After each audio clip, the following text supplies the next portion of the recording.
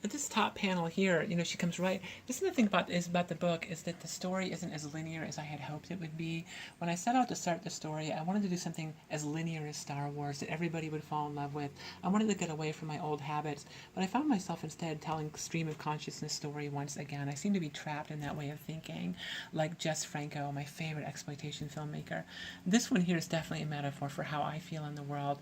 I'm Justine Mara Andersen, the barefoot girl, barefoot Justine, whatever, and I feel completely out of step with society, so much so that I have a lot of anxiety, depression, and the occasional breakdown, which as a teacher I feel like I should talk to my students about those, and then on the other hand I feel hypocritical because I'm still suffering from them, but that doesn't mean that I don't have some wisdom to impart about those things.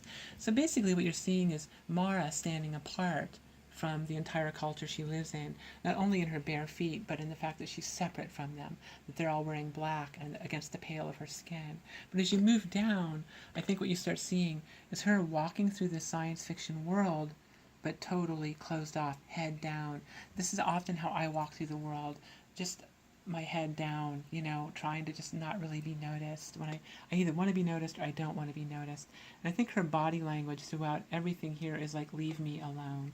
Even the way she's sort of waving this guy off before he begins to harass her.